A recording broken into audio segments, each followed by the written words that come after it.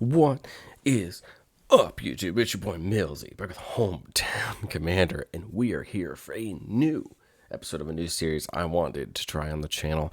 Today we're starting the first episode of Personal Brews, a show very similar to Millsy Brews, but the difference is these are decks that I'm brewing for myself, with my staple binder in mind, the cards I normally play in mind, and the strategies that I want to play in mind. I'm not saying that I'm pulling my punches or not brewing the decks that I want to brew for Millsy Brews, but there are a lot of decks that I wanted to brew myself, or I want to tinker with myself, and I'd love to use this series as a way to just talk to you about what I'm interested in playing, what I'm interested in brewing, what I'm interested in trying, and maybe you guys can find interest in the same thing. Let me know what you think of the decks that I'm building. Give me some suggestions. Talk about my card choices down in the comments, whatever it may be. My hope is that you enjoy me talking about what makes me happy as a game player, what makes me happy as a brewer, and maybe you can find some cards for the decks that you play, some strategies for the decks that you play, or whatever it may be. Today, we are reaching far back in my Magic journey, as Kykar was, in all reality, the third deck that I ever built when I started playing Commander. It's a deck that I really loved, but I think at the time that I built it, I didn't really quite understand a lot of the things necessary to play Kykar, to have these spell-slinging decks that make tokens. It was just not a concept that I think at the time I ever really understood, that I really grasped. I have played a lot of decks since then. I've built and tested a lot of decks since then. I think I finally understand what I want from Kykar. And so the goal this time around is to start getting the deck to where I want it to be. This pile that makes tokens, uses the tokens for value, taps the tokens for mana, sacrifices the tokens for mana. Do all of these things that we can do with the value that we can create to win the game. And I think there's a lot of ways to do that, whether it's by combat, whether it's by value, whether it's by spell slinging our way there. I think there's a lot of ways that we can win the game. So this is version 1.0. This is my first shot at new Kykar. I expect this deck to change. I expect this deck to grow over time. I do not expect this list to be final by any means. This is just me trying to piece together what it means to play Kykar in the ways that I want to, but these new strategies that I've developed. So we're gonna start like we always do. I'm not gonna go through the lands specifically, but I want to talk about a land that I've been trying out a little bit more recently. And that's a land called Glimmer Void. So at the beginning of the end step, if you control no artifacts, sacrifice Glimmer Void. Otherwise, it just taps for 1 mana of any color. We're playing Jeskai, which means that a lot of our early turn ramps is going to be relying on getting artifacts down and utilizing them for mana, which really honestly means that Glimmer Void is going to always be there and always tap for mana color. This is great because we don't have to pay a life like with City of Brass or Mana Confluence, or with something like Spire of Industry. So I think Glimmer Void's pretty cool. I'm excited to try it out in some of my artifact-based decks, and as well as something like Academy Ruins. I've been playing Hall of Heliod's Generosity for a long time, but Academy Ruins is a new add here as well. Just want to see if they're worth their weight. Same thing with Mystic Monastery. It does come in tapped. I think in a deck like this, having access to all 3 of your colors is very important. So I want to give that a shot. So I'm very intrigued to see how this mana base does, and we'll move on from there. The enchantments and the artifacts are kind of, to my opinion, some of the most important part of this deck. Kaikar does not care about the spell that you cast being an instant or sorcery. It says whenever you cast a non-creature spell, you get a 1/1 spirit. So our goal here is to, double the amount of spirits if we can. We're playing Anointing Procession, and we're also trying out Mondrak here, try to double up that amount of spirits we're making as well. But we're also trying to place pieces around Kykar to make more tokens than that. So we're playing Metallurgic Summonings, which makes tokens on instant or sorceries. And I had the idea to play Shark Typhoon as well, but I've replaced Shark Typhoon with a couple of the creatures that we're playing in the deck, and we'll talk about as we get there. But I think there's 2 ways we see this game going. We're going to run the Impact Tremors Perforos plan, where we deal damage when creatures come in, and just try to end the game with pinging our opponents out.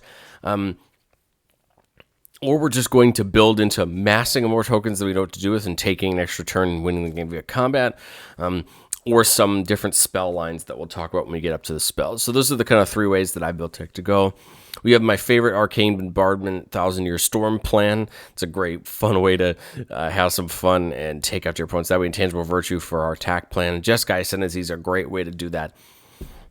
In the game via combat plan, this is when you cast a non-creature spell. Creatures you control get +1/+1 until turn and tap those creatures. This pairs very well with Prosperous Partnership, because the cool part about Prosperous Partnership is we can tap 3 untapped creatures to make a treasure.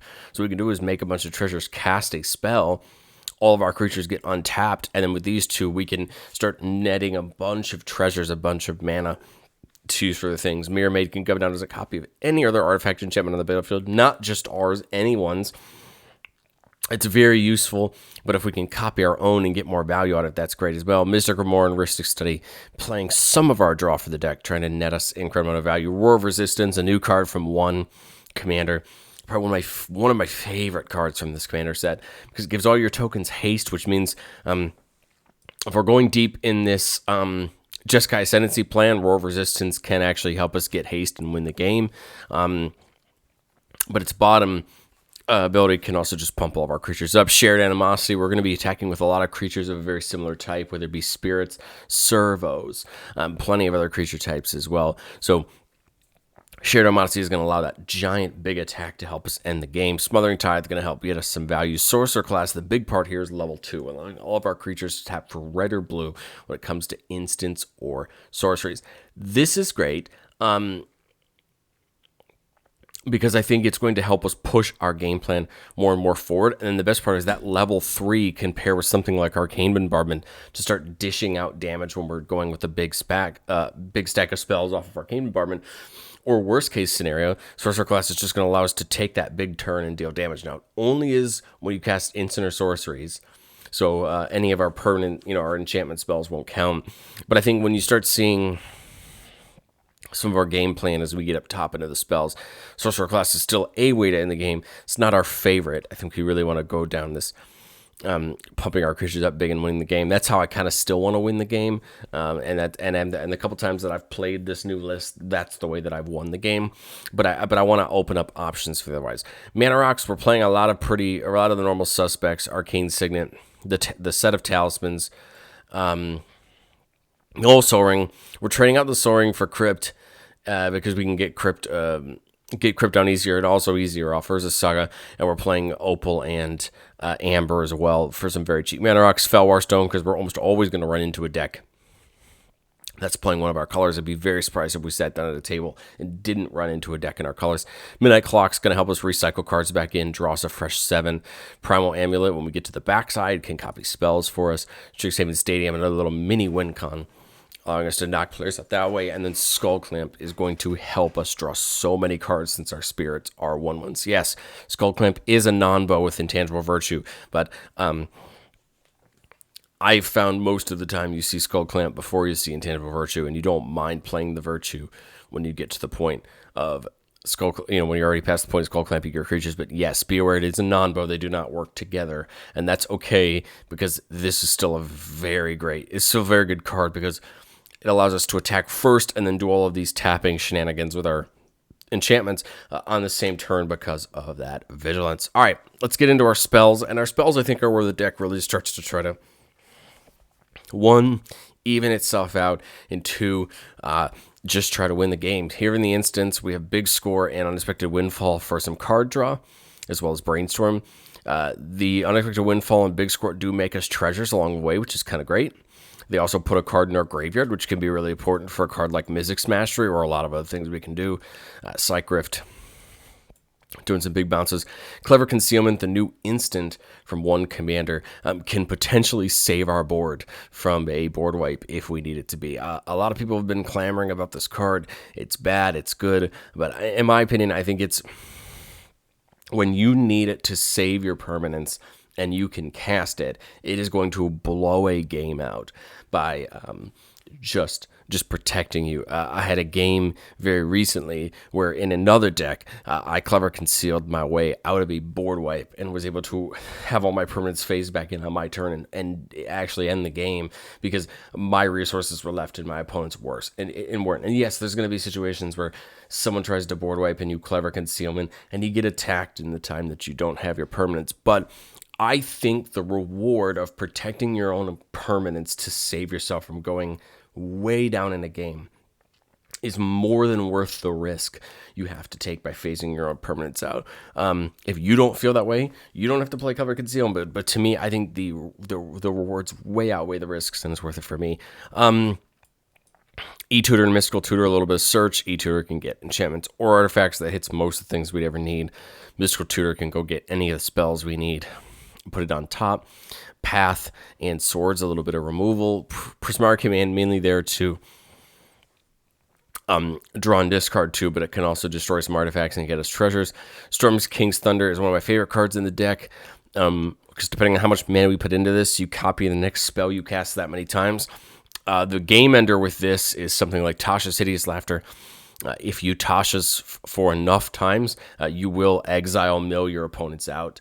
Generally, if you take the assumption that your opponent's running 34 to 38 lands, that leaves 62 permanents left in their deck. I have a tough time believing that many of them are 7 or 8 mana, and I've yet to lose a game where you cast 9 or 10 Tashas with Storm King's Thunder and you don't just completely mill your opponents out. It's not the way I want to win, but it is a way we can win. I think that's the important part, is keeping your alternate ways there to go. The other target for Storm King's Thunder is, of course, something like Temporal Manipulation or Time Warp, allowing us to just get enough combats in with all of our Flying Spirits and all that to end the game that way. And we're playing 4 big extra turn spells: Time Warp, Temporal Manip, Expropriate, and Alrund's Epiphany. Alrund's Epiphany is only just here because in the early turns we can foretell it aside, get it out of our hand. That way it can't be discarded and we can play it. Expropriate, probably the most infamous extra turn spell in a Commander, because you have the chance of getting more than one turn, but if you don't, you just gain control of a permanent owned by that person, and it's your choice what you get. So it can definitely be pretty detrimental to the players that you're playing with. But you'll notice that this is kind of a mixed bag of sorceries. Preordain, Ponder there for the draw, Supreme Verdict there for some board wipe if that's what we need. And the cool part about Mystical Tutor and Solve the Equation is we can go get what we need. Jessica's Will and Brass's Bounty gonna make us some mana. Indomitable Creativity is really cool because we can sacrifice our spirits and go get any number of the creatures we have in the deck, and we'll talk about the creatures here in a second. This is a great way to go get them. Same thing with Polymorph. We just destroy one of our own spirits, and we get the first creature off the top of our deck, and we purposely chosen our creatures so that we want all of them. There isn't a creature that we don't want, and we can take advantage of it. The most risky Polymorph trigger for this is probably Dockside, because there's a time you could technically Dockside down when you wouldn't get enough value, but I think it's well worth the risk when we could hit Perforos or Ovika or Mondrak or Galza. You know, these big creatures that do a lot for us. I think it's definitely worth it to me to run that out. And then Rise and Shine is another finisher. If we have lots of treasures, we can turn all of our treasures into creatures and end the game that way as well. Before we talk about creatures, we'll get our 2 planeswalkers out of the way. Narset of the Ancient Ways. Probably not necessarily needed in this deck. It's just here because I genuinely love this card. It's one of my favorite Naya. It's probably one of my favorite planeswalkers that I've ever had the privilege of playing in this deck, just because it has so much versatility in drawing a card. You can either get the 2 life and the mana, -2 draws you a card and discard, and it can deal damage to something, or the -6 just gives you an emblem that says whenever you cast a non-creature spell, it deals 2 damage to a target. That can help you kind of get down to your opponents. You know, we don't have access to things like Professor Onyx in this color. Now, we do have access to things like Gutter Snipe. And the reason I kind of left Gutter Snipe out of this list, and the reason that I wanted to test on Gutter Snipe, was because I wasn't sure how many actual instants and sorceries I was going to play. If I was going to play a lot more artifacts and enchantments, I thought maybe Gutter Snipe wouldn't be as good. And so far, I've noticed that I'm playing a lot more of the artifacts and enchantments value than I am the spells values. For now, Gutter Snipe will stay out, but I think it is a way we could bring in if we want to go more towards the storm side of Kykar, which a lot of people do go. And then Saheeli's Sublime Artificer, making us 1/1 servos every time we cast a non-creature spell. That's great because we can tap them for mana sorcerer class. They tap with Galazeth.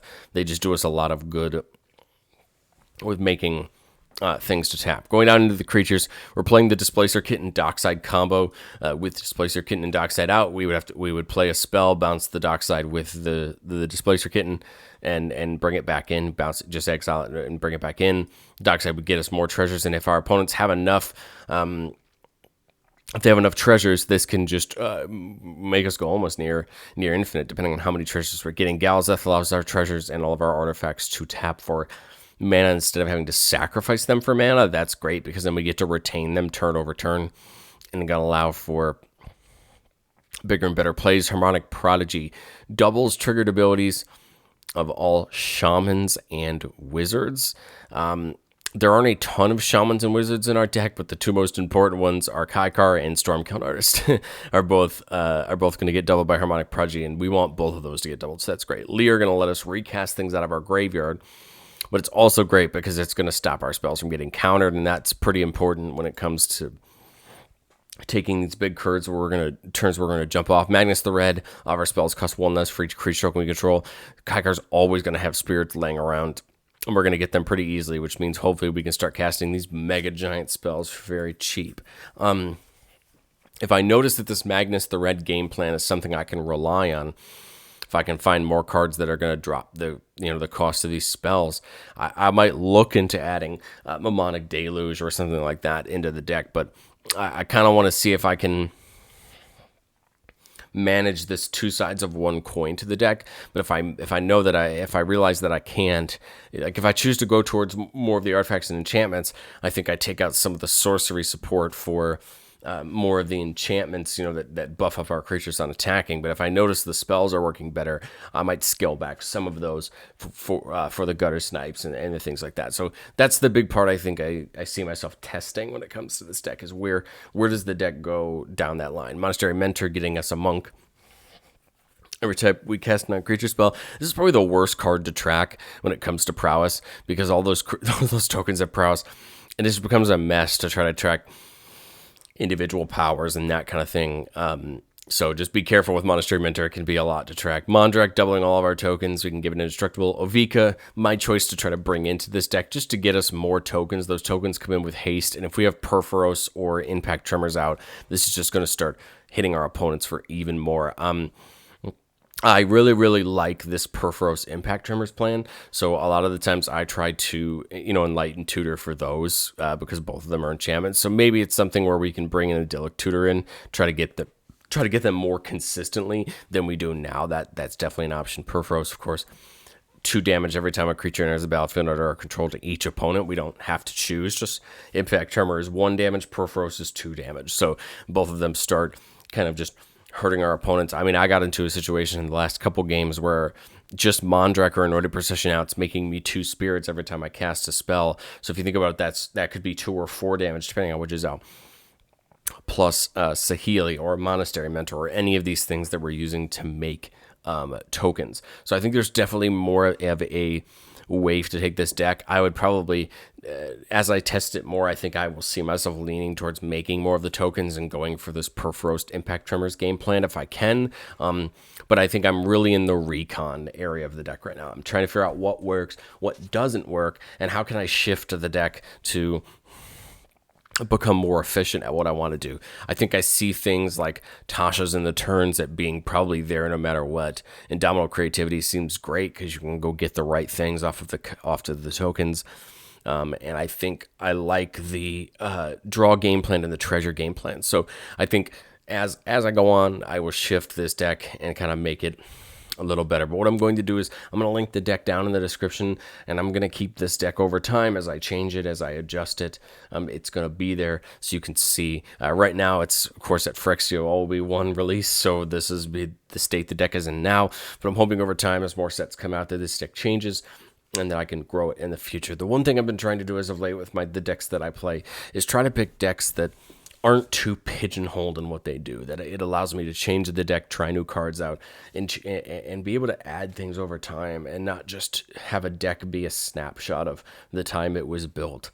Some of the first early decks that I built were a lot like that, where We're so heavily based on one set mechanic or one idea that there was nothing new we could add to them. But the thing I like about Kykar is when you're caring about casting non-creature spells, man, there are so many non-creature spells we could cast. If you look at this, we have every non-creature spell type that we can cast currently represented in this deck. So Kaikar has lots of targets to do, and I think I will try to look for more things that trigger on non-creature spell casts to add in to kind of bolster Kaikar up. I think Shark Typhoon probably comes in to bolster up the lineup there and get us some more tokens and push the deck forward. But what do you guys think? What do you guys think of Kykar? Am I on the right track? Am I not on the right track? Let me know what you think down in the comments. Like the video if you like Kykar. Subscribe if you want to see some more Magic content. I am trying to out brew your favorite Magic channel, and it's something I'm doing with